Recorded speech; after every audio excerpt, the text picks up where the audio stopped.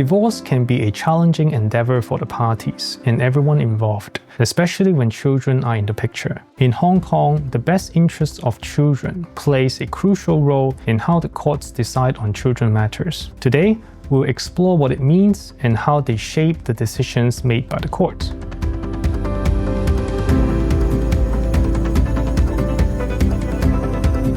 When parents decide to separate or divorce, the court steps in to ensure that the child's best interest is protected.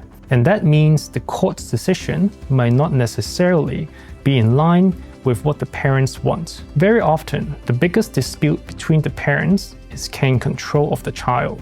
That is, to put it simply, who should the child live with on a daily basis? Unlike the concept of custody, which provides for the right to make important decisions, care and control refers to the everyday decisions and responsibilities for the child's upbringing. This includes matters like studying, discipline, healthcare, and daily routines. The parent who does not have care and control shall have access. When a parent is having access to the child, the care and control temporarily shifts to that person. So, it is better to understand the concepts of care and control and access simply as division of time. The parent who has care and control generally means the child would spend most of the time with him or her, but he or she would also take on the responsibility to look after that child. Unfortunately, the responsibility aspect is often overlooked by the parents when they are fighting over care and control. Care and control can be granted solely to one parent or jointly to both. However, in order for joint care and control to happen, apart from the ability of each parent to look after the child and the child needs, there should be good rapport and a strong collaborative effort between the parents. Contrary to care and control, custody is usually granted to both parents jointly, as the court acknowledges the role of the parents to their children, which should not be extinguished upon divorce.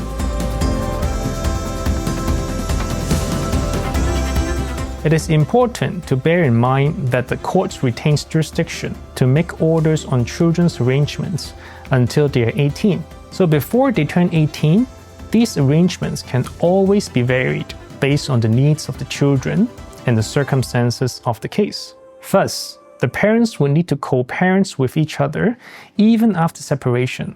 The court always encourages the parties to discuss and agree on children matters between themselves. If the parties are unable to do so, the courts will have no choice but to make a ruling. To aid the court in making relevant decisions, typically, the courts will call for a social investigation report in which a social welfare officer, an independent third party and also trained personnel would act as eyes and ears of the courts and then to make non-binding recommendations to the courts as to what would be the children's best interest.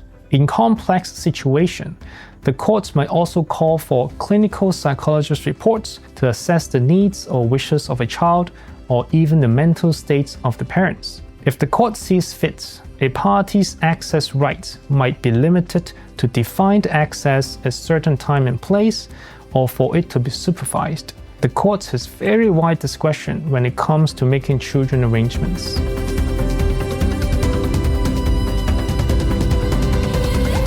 As mentioned above, the court has very wide discretion when it comes to children matters, provided that it is in the children's best interest. When determining what is the best interest of the child, the court is not limited to consider any particular factor or factors. However, generally, they will follow a welfare checklist which includes several factors such as family background, the ability of the parents, the child's age, needs, and his or her wishes or feelings. The goal is to create an arrangement that promotes stability, continuity, and a healthy parent and child relationship.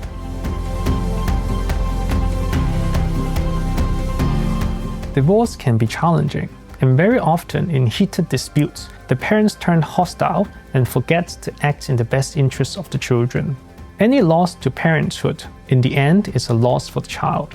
Therefore, it is crucial for parents to prioritize the well-being of their children and avoid using them as bargaining chips in divorce proceedings. Using children as bargaining chips can have detrimental effects on their emotional and psychological well-being. It can create feelings of insecurity, confusion, and resentment towards both parents. Children should never be put in the middle of conflicts or used as leverage to gain an advantage in divorce negotiations.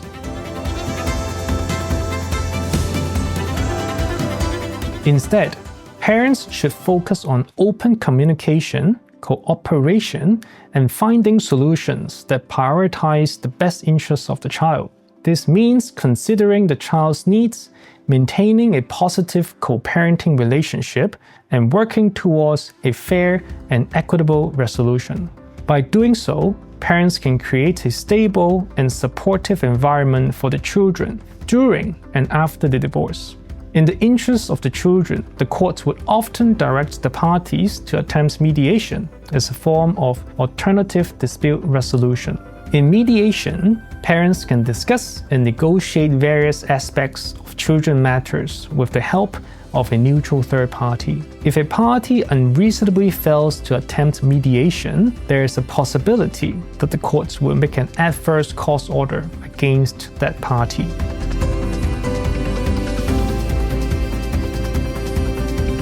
After all, it is not the court's role to be the parents of the child or to teach the parties how to be a parent. It is also impossible and impractical for the courts to rule on each and every dispute between the parties on children matters. In the end, it is up to the parents themselves to raise their own children, even if they decided to part ways.